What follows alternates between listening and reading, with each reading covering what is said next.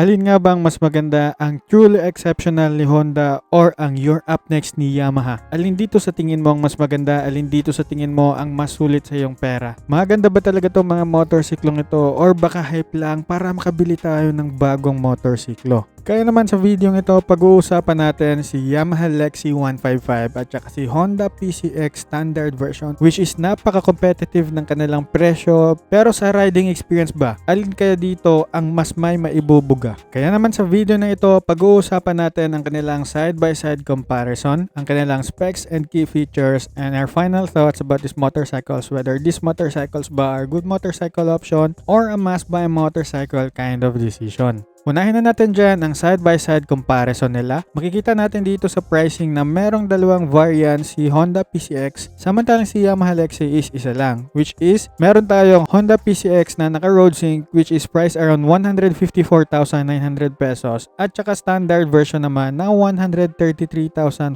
pesos. Samantalang kay Yamaha Lexi is meron tayong introductory price of 99,900 pesos. And if ang colors naman yung pag-uusapan, meron tayong 5 total colorways for the Honda PCX and dalawang colorways lang naman for the Yamaha Lexi. Meron tayong black tsaka matte green for the Yamaha Lexi.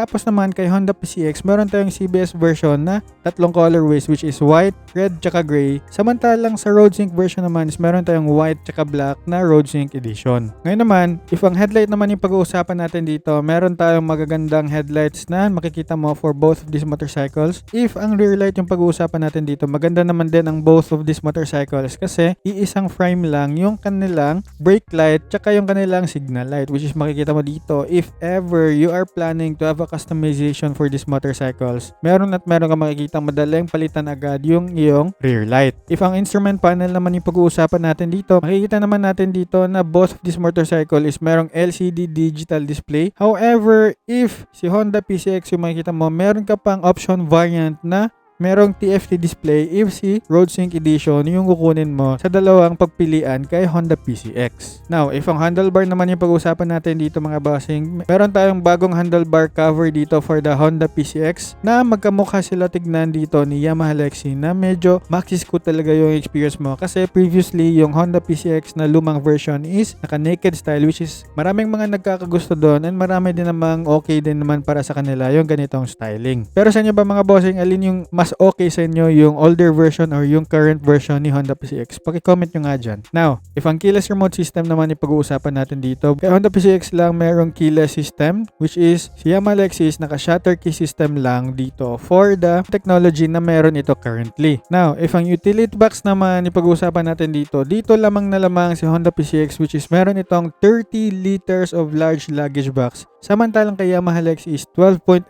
liters of capacity lang. So, if marami kang pagdadalhan, paggagamitan sa iyong motorsiklo, then malaking tulong talaga yung extra luggage capacity na makukuha mo kay Honda PCX dito over kay Yamaha Lexi. Now, if ang charging port naman yung pag-uusapan natin dito mga bossing, both of them naman is merong charging socket na nakaabang dito for both of these motorcycles para naman if magcha-charge ka sa cellphone mo, lalo na pag meron kang mga long rides, then makakatulong talaga to sa inyo na feature. Si Honda PCX is naka Type-C na yung kanyang ports, samantalang kay Yamaha Lexi is naka USB Type-A lang yung kanyang charging port.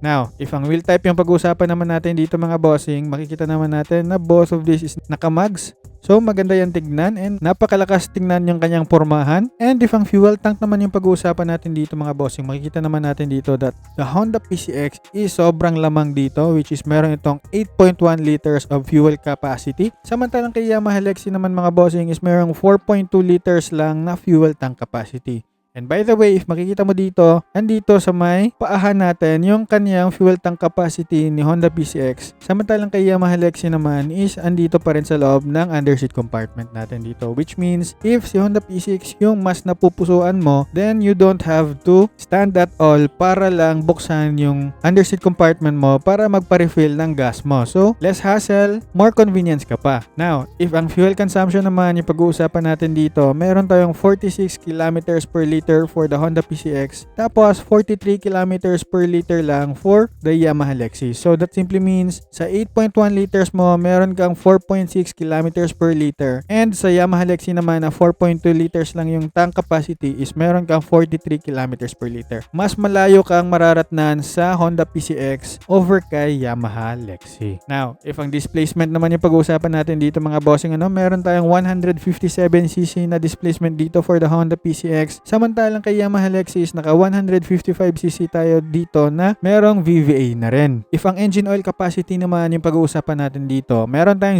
0.9 liters of engine oil capacity for the Honda PCX. Tapos, kay Yamaha Lexus naman is 1 liter. So, this simply means mga bossing, we'll only need 1 liter of engine oil para makapagpa-change oil sa mga motorsiklo natin. Now, if ang gulay board naman yung pag-uusapan natin dito, makikita naman natin dito na lamang dito si Yamaha Lexus kasi although pareho silang merong footrest extension, if makikita mo dito kasi maxi scoot yung build nila, dito lamang si Lexus kasi meron itong gulay board na wala si Honda PCX kasi dito nga nakalagay yung kaniyang tank capacity. So that simply means mga bossing, I think medyo may dagdag na relaxation tsaka convenience na makikita mo dito for the Yamaha Lexus kasi pwede mo ito mapaglagyan ng bag dito kahit na medyo maliit yung kaniyang underseat compartment luggage. Now, if ang park brake naman yung pag-uusapan natin dito naman din lamang ulit si Yamaha Lexus which is meron itong park brake. Tapos kay Honda PCX naman mga bossing, unfortunately wala tayong park brake dito sa motorcyclong ito. Now, if ang auto start stop system naman natin dito is that both of this motorcycle naman is merong auto start stop system na ang tawag kay Honda is ISS which is idling stop system, samantalang kay Yamaha is SSS or stop and start system. Maganda kasi itong feature na ito kasi if nakaandar yung motorsiklo mo tapos na-detect ito na naka full stop ka sa mga random situation like naka full stop ka sa traffic light, then it will automatically turn off para naman makapagdagdag ng fuel efficiency natin. And if ang built-in hazard switch naman pag-uusapan natin dito mga boss, makikita natin dito na meron tayong hazard switch for both of these motorcycles. So maganda to kasi makakapagdagdag ng awareness ito. Now if ang tubeless tires naman yung pag-uusapan natin dito mga boss, maganda tong both of these motorcycles kasi meron tong tubeless tires na, which means if ever mapako man tayo or magkaaberya tayo sa mga gulong natin, na wag naman sana, masasabi talaga natin mas madaling ma-repair at saka ma-troubleshoot yung tubeless tires over the tube type kind of mga gulong. Now, if ang kickstart naman ipag-uusapan natin dito, makikita natin dito na walang kickstart na na-offer dito both for the Honda PCX at si Yamaha Lexus. So, kailangan talaga natin maging aware and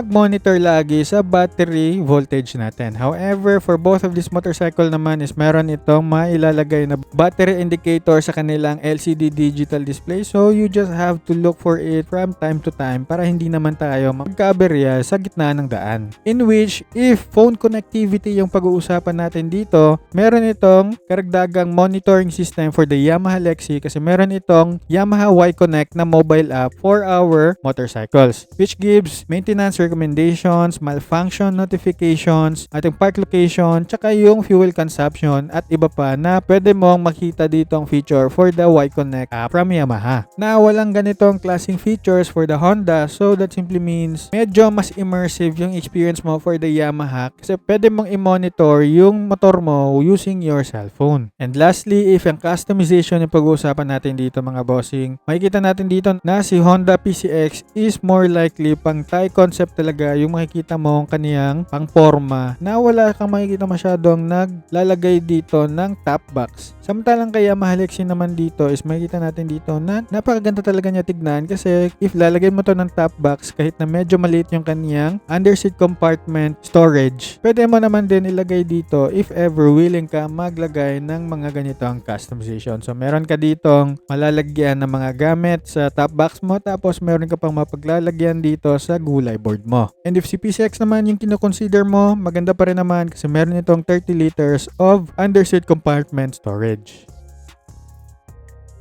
Now, pag-usapan naman natin na ang kanilang specs and key features. For these motorcycles mga bossing, meron tayong 156.9cc na displacement for the Honda PCX. Samantalang kay Yamaha Lexus, meron tayong 150cc na displacement naman. And both of these motorcycles is merong liquid cooled. Now, if ang power naman yung pag-uusapan natin dito, meron tayong 15.8 horsepower at 8,500 RPM for the Honda PCX. Samantalang kay Yamaha Lexi is 15.2 horsepower at 8,000 RPM. With a torque of 14.7 Nm at 6,500 RPM for Honda PCX, meron naman tayong 14.2 Nm at 6,500 RPM for the Yamaha Lexi. Compression ratio of 12.0:1 for the Honda PCX. Meron naman tayong 11.6:1 for the Yamaha Lexi. And lastly, if ang bore stroke yung pag-uusapan, meron tayong 60 by 55.5 for the Honda PCX and 58 by 58.7 naman for the Yamaha Lexi. Numbers wise mga bossing, sobrang lapit lang talaga nila. So if ang spec sheet yung pag-uusapan natin dito, kaunting lamang lang talaga for the Honda PCX, but if day to day ang pag-uusapan, hindi yan masyadong magmamatter. And bago natin pag-usapan ng key features, pag-usapan muna natin ang kanilang mga dimensions, which is unahin na natin dyan si Honda PCX. Meron itong 764mm na seat height, 134mm na ground clearance, and 1,313mm na wheelbase. Meron din naman tayong 110 by 70 by 14 na front tires and 130 by 70 by 30 naman na rear tires. Samantalang kay Yamaha Lexi mga bossing, meron tayong 770mm na seat height, 135mm na ground clearance, and 1,350mm na wheelbase. Meron din tayong 90 by 90 by 14 na front tires and 100 by 90 by 14 na rear tires. If makikita natin dito mga bossing, lamang sa seat height si Yamaha Lexi, lamang counted din ng 1mm na ground clearance for the Yamaha Lexi, and lamang na lamang naman sa wheelbase dito si Yamaha Lexi na 1,350mm. However, if ang gulong naman yung pag-uusapan natin dito, mas malapad kay Honda PCX na merong 110 by 70 na gulong sa harap and 130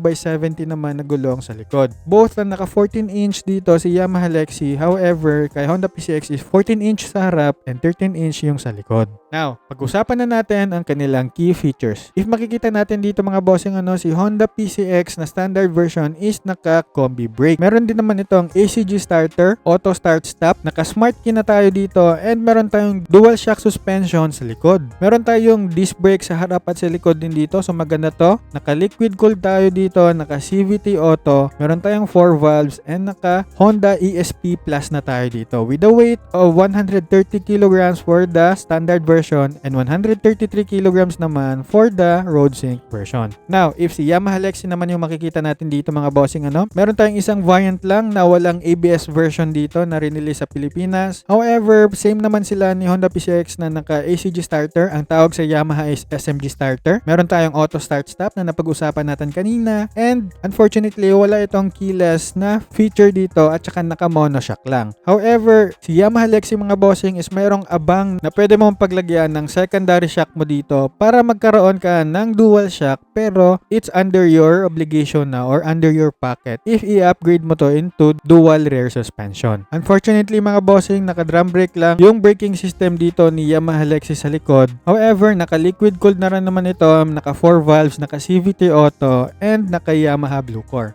And it's just weighing 116 kg. So, if makikita mo dito, all in all, lamang dito si Honda PCX na standard version. However, if we're gonna talk about the pricing nila, dito mo makikita ang merong sweet spot talaga si Yamaha Lexi, which is around 99,900 pesos for its introductory price. Samantalang kay Honda PCX standard version is 166,900 pesos. So for the price that you are paying, I can really say, alin man dito yung nakikita mong mas timbang para sa'yo, masasabi ko rin naman talagang both of these motorcycles is merong karagdagang respeto.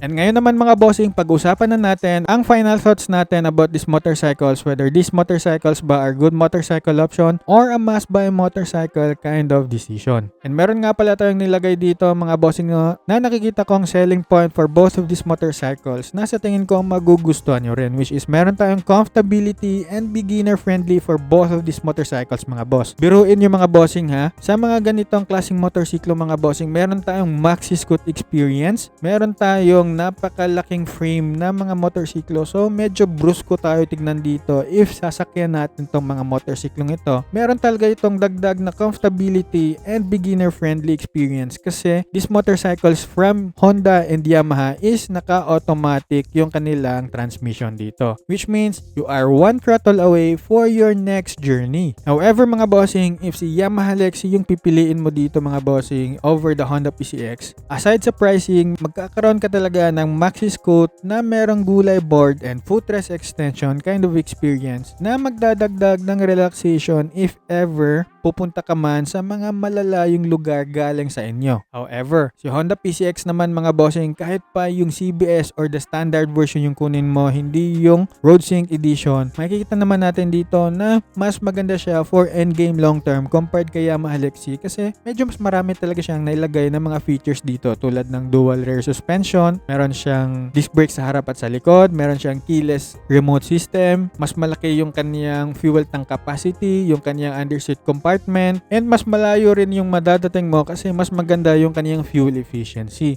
So all in all mga bossing, I can really say panalong panalo dito si Honda PCX na standard version. However, if ang presyo naman yung pag-uusapan natin dito mga bossing, dito lamang na lamang si Yamaha Lexi 155 na merong pricing lang around 99,900 pesos. Mas nakakaakit yung pricing niya over the Honda PCX. So if ever ako man yung papapiliin mga bossing, practicality wise, hindi ko na masyadong kailangan mag-ipon ng mas mahaba, mas matagal kasi nga mas malaki yung presyo ni Honda PCX. Mas madali talagang ma-achieve or ma-attain si Yamaha Lexi, which is I think ito talaga yung current sweet spot ng mga Pilipino when we're gonna talk about 155cc pero hindi ka naman lugi for the specs comparison. Pero kayo ba mga bossing, alin dito sa tingin nyo ang mas maganda, alin dito sa tingin nyo ang mas sulit sa inyong pera? Paki-comment nyo nga dyan sa comment section, and if nagustuhan mo yung mga ganitong klaseng mga videos